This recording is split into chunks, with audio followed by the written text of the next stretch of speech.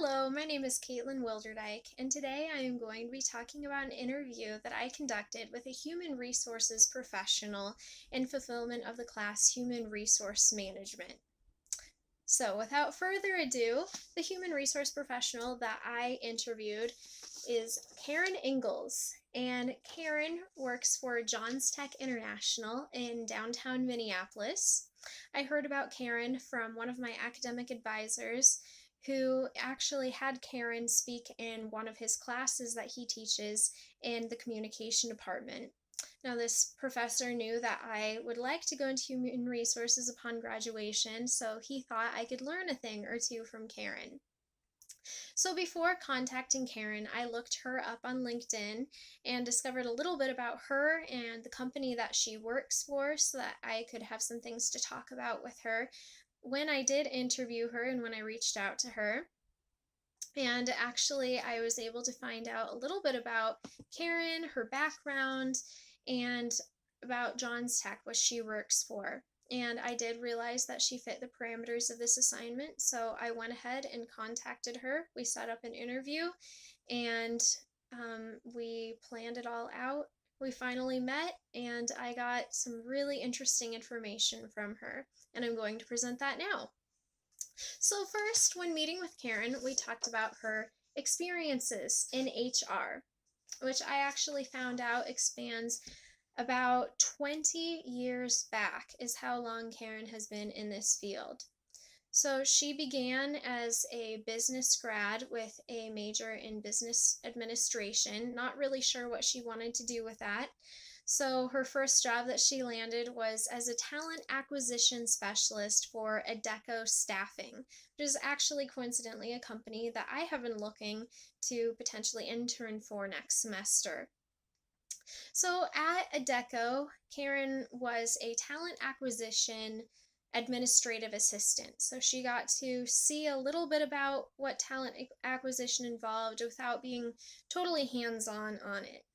She did really like what she saw in that area, so the next company that she interviewed for, which was Doherty Staffing Services, she actually got to work as a technical staffing specialist there, which meant that she got to recruit a lot of employees that work in IT and technical work for larger corporations. After that, really finding a love for recruiting, Karen went on to work for the Target Corporation, which was one of her favorite positions. She got to travel all around the country recruiting and speaking with potential candidates for senior positions within the Target Corporation. Eventually, Karen wanted something even more in depth with human resources, not just the recruiting side of it.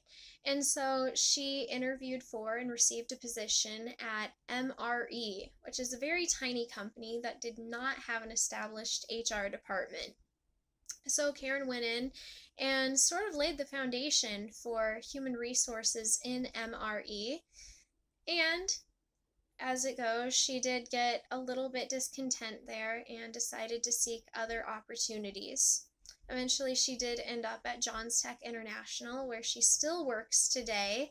That was in 2009. This is 2017. So Karen has been working there about 8 years, and she has climbed up the ranks. So we're going to talk about her time at Johns Tech.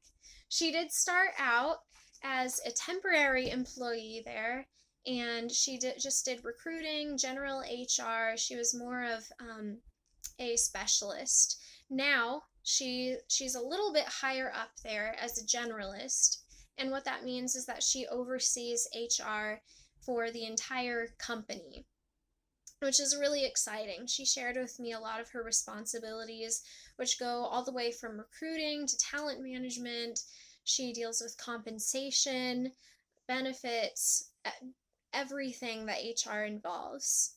And we kind of talked about what she does on an everyday basis, and a lot of it really varies depending on if they're recruiting for that time being, or if they're kind of reviewing compensation packages, seeing if they're paying their employees fairly, or if maybe they need to up that pay a little bit in order to compete with competitor businesses around them as an employer brand. On top of that, Karen discussed the overarching importance in a corporation about partnering with every single department as an HR representative. And so she talked about how HR in a lot of companies deals more with kind of being a parental figure, where they're a little bit of a disciplinarian. They only really get involved when there's a problem that comes up, whether it be harassment or complaints, anything that kind of has a negative connotation to it. But Karen likes to bring a lot more positives to the business in HR. And so she makes sure to get rooted in every single department and sort of develop relationships with all of her workers. And as such, her employees begin to view her as more of a partner rather than some distant overseer.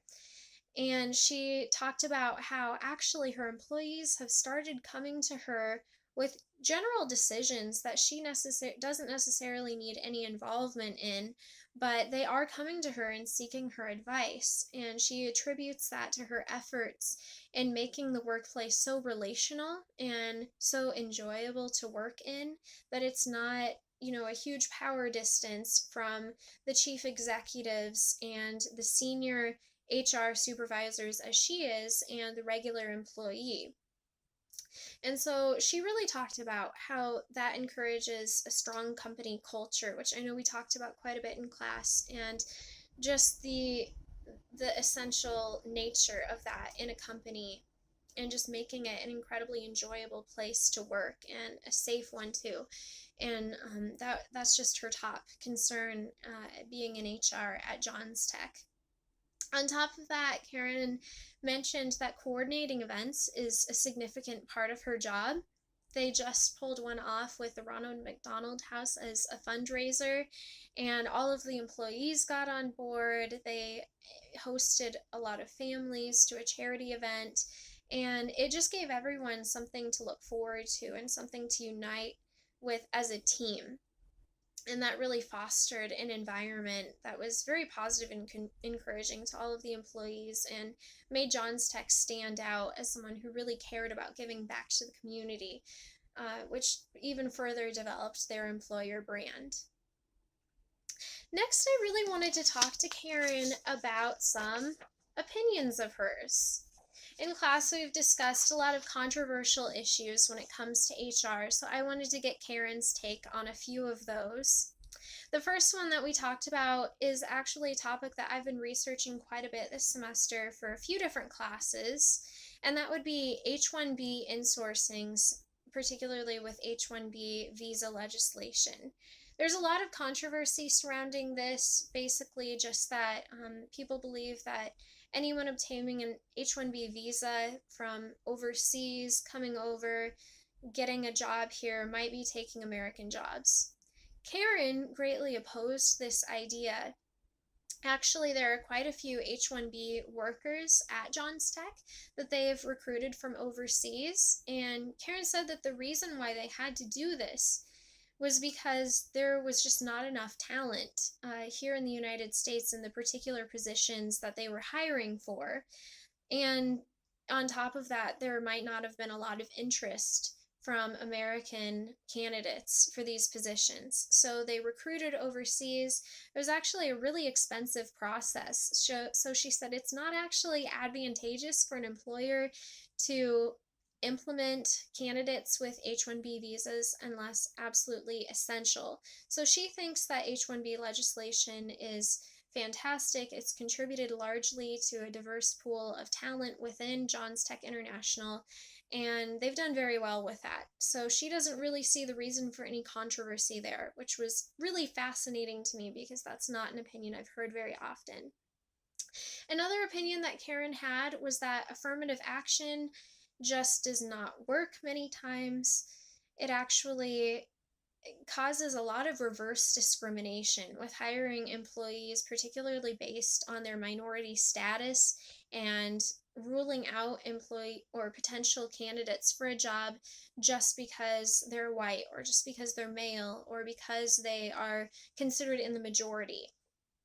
And so Karen, as an HR representative, is very, very against affirmative action, which also surprised me, especially granted her opinions on H-1B visas. The last thing we talked about was a concept that I hadn't really considered before, but that Karen brought up in dealing with discrimination and how to avoid lawsuits. She actually used a term, lawsuit glasses, that you have to put on these glasses all the time and think about everything that you are doing as the head of HR. Every decision, big or small, that is made in HR, it directly relates to the legality process. And she just said, you know, how would this hold up in the court of law if I make this decision? If I decide not to accommodate this particular religious practice or this disability need, whatever, how is that going to look? She actually talked about how it's important to work with a lawyer continuously um, within a company, and just to make sure that everything is constantly backed and legal, that nothing is being done unknowingly that does not comply with the law. So I thought that was kind of interesting because I did not know that before. So, after we talked about controversial issues, I wanted to ask Karen for a little advice going into the HR field. And the number one thing that she told me is that experience is critical. So, she said, like what I'm doing right now, I'm working in the HR department at Northwestern. I'm also working in recruiting with our phone call admissions office. And she said those were fantastic experiences and that she really recommends that, as well as internships, which fingers crossed I'll be getting in the spring.